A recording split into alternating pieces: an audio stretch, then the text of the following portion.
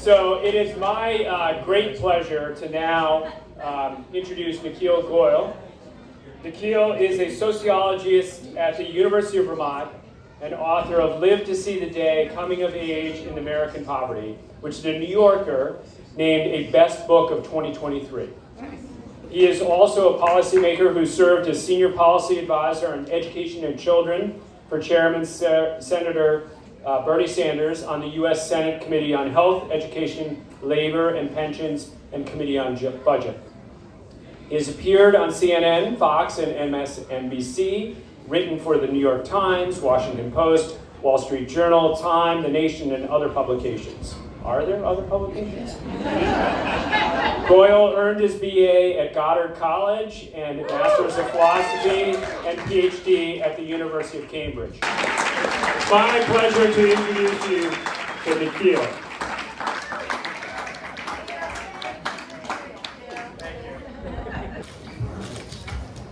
Well, thank you for that. That was very, very kind. Good afternoon. It's a real pleasure to be here. I want to thank Joe and Marina and Roz for their work in organizing this event, and I also want to thank the staff.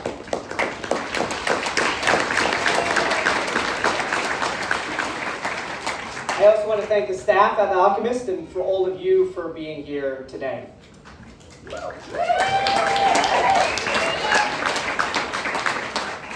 I want to start by bringing us back to the Great Depression of the 1930s. 1 in 4 people were out of work. Millions of people were going hungry and lining up in bread lines waiting to be fed. Families lost their homes and entire savings. Thousands of family farms declared bankruptcy and disappeared, all the while fascism and Nazism were on the march in Europe. If President Franklin Delano Roosevelt failed to adequately respond to this national emergency, the American democratic experiment would have been brought to its knees. So what did FDR do? He declared war on what he called the economic royalists and the Tories of industry, who had caused the worst economic collapse in American history. He said, never before in all of our history have these forces been so united against one candidate as they stand today. They're unanimous in their hate for me, and I welcome their hatred. FDR immediately got to work in enacting the New Deal and did more to safeguard and strengthen the foundations of American democracy than almost any president in our history. And I revel at what they accomplished in just a few years. Social Security, aid to families with dependent children, the Civilian Conservation Corps, banking regulations, the Works Progress Administration, investments in public schools, libraries, parks, post offices, airports, and other infrastructure. The federal minimum wage, the 40-hour work week, collective bargaining rights, public housing, the federal writers, art and theater projects, the Indian New Deal, the Tennessee Valley Authority, and so much more. Roosevelt understood that he had to crush the Great Depression in order to save democracy.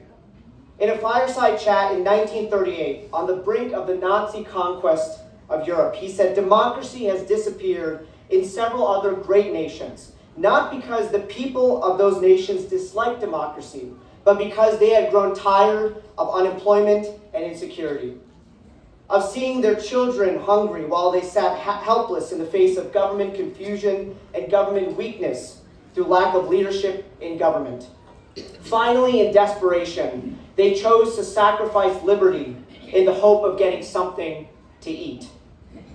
FDR reminds us that a government committed to the public good and making life better for ordinary people can accomplish miracles at the right moment in history.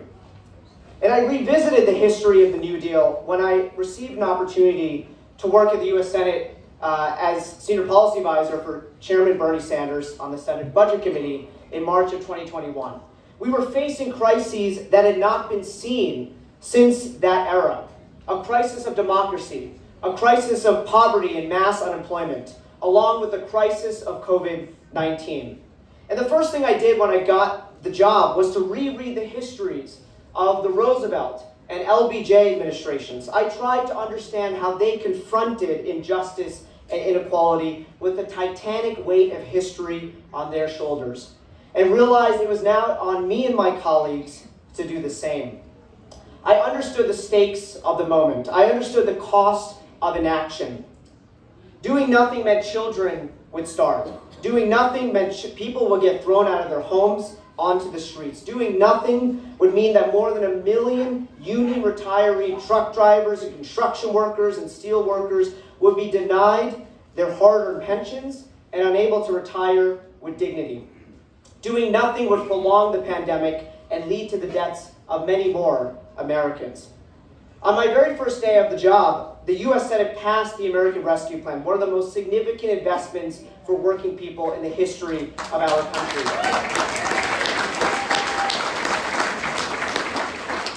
And it was my job to help implement it and start working on the larger Build Back Better bill. And under the leadership of Senator Sanders, we spent months drafting, revising, and negotiating the details of that bill. And I worked on the tuition-free college, affordable childcare, universal free preschool, library investment, and child tax credit programs. And amid the negotiations, we saw glimpses of the transformative potential of our work. In July of 2021, nearly 60 million children received the first monthly payment of the temporary expanded child tax credit, which helped them cover the cost of food and housing, utilities, clothing, and childcare. And the results were striking. 3 million children exited poverty. Families experienced less food and housing and economic insecurity. Hardship was reduced to record lows. And by the end of the year, the child poverty rate fell to 5.2%, which was the lowest level in recorded American history.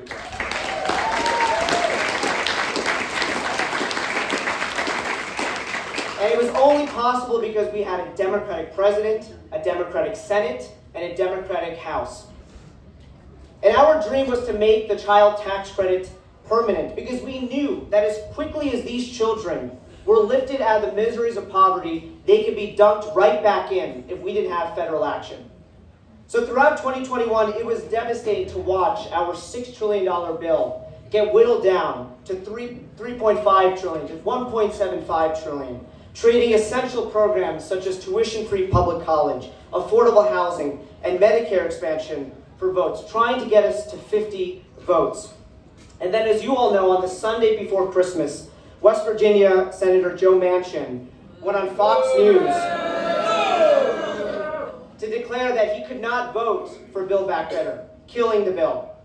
Now, my colleagues were able to pass major climate investments and prescription drug reforms in the Inflation Reduction Act. But we had to leave so much on the cutting room floor. We missed an opportunity to nearly abolish child poverty, build millions of affordable homes, reduce the cost of childcare to less than 7% of family income, make public colleges and universities tuition-free, guarantee dental, vision, and hearing care to every senior in America. We missed that opportunity, and now we are suffering through those consequences.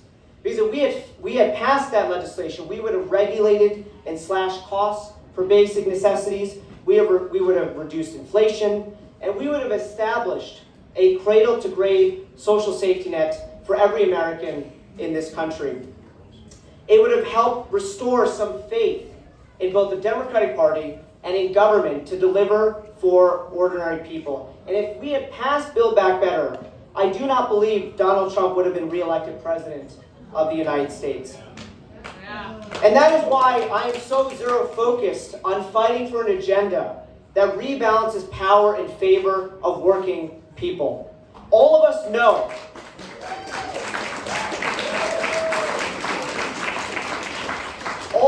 that we are in the throes of one of the most severe crises in the history of our country. For years, people have warned of the United States lurching further and further towards oligarchy. And if the past few months tell us anything, it is that oligarchy is here and it is alive and well in the United States of America. And a cabal of billionaires have seized control of our government, of our Social Security payments, of our Medicare and Medicaid benefits, of our tax returns, of our foreign policy, of our public education system, of public health, of environment, of housing, of all three branches of our government. Now, Donald Trump is coming for rural Vermont. He's coming for our farm workers. He's coming for our post offices, He's coming for LIHEAP.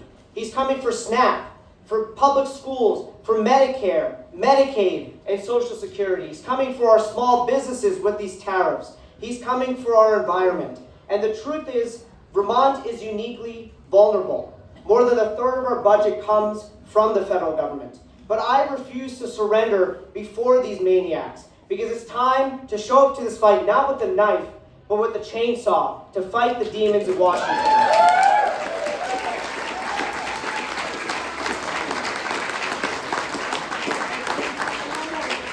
Our job is to unapologetically stand up for working people, to fight for justice and dignity at all levels of our government, from local to state to federal. And so as we battle the Trump administration, we have to clean up our own backyard too, because Vermont is not immune from these crises. A crisis of education, of healthcare, housing, agriculture, childcare, retirement, incarceration. This moment requires that we have people in power prepared to fight for the policies that will make Vermont the best place to raise a family and protect our rural way of life, no matter who is in the White House.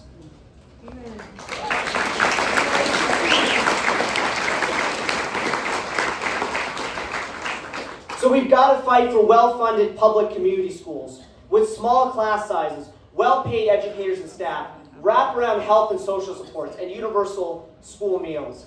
That means keeping public dollars in public schools and addressing the biggest cost drivers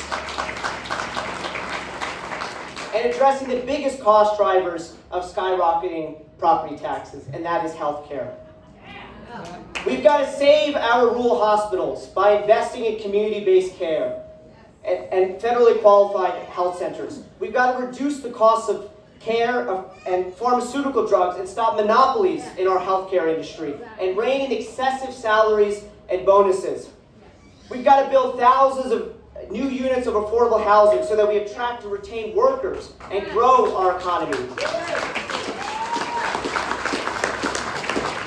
We've got to end the crisis of mass incarceration and cancel our state contract with a for-profit prison in Mississippi.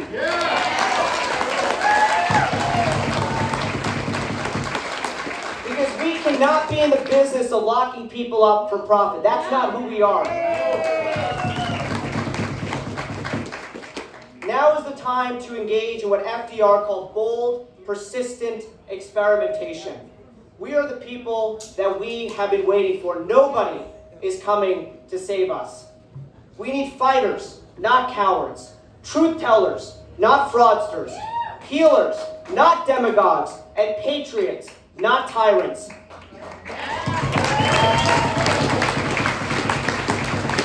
We fight for our values because we love.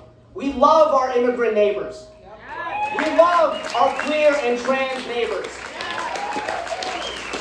We love our public schools and educators. We love our farm workers. We love our healthcare workers. We love our clean air and water and our right to free speech and press and assembly and religion. And we love the U.S. Constitution.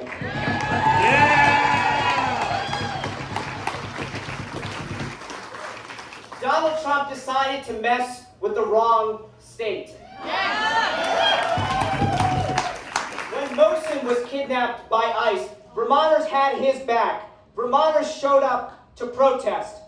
When Romesa was kidnapped by ICE, Vermonters showed up to protest and had her back.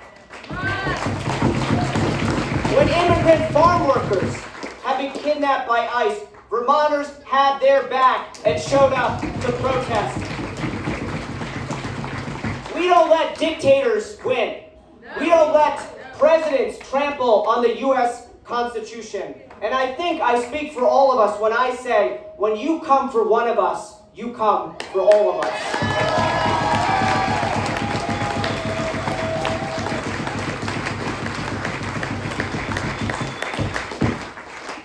As a physician and anthropologist Paul Farmer taught us, we have a moral duty to reduce suffering. It is up to us to repair the world that we have been born into. If not us, then who will do it? We can all do our small part, whether it is joining social movements, engaging in collective action, organizing our workplaces, walking picket lines to stand in solidarity with workers on strike, knocking on doors to support candidates. We can all do our small part. Our movement is inclusive. It does not discriminate. It does not care who you voted for in the past. What matters is what you do today and tomorrow and the next day and the next day. Right.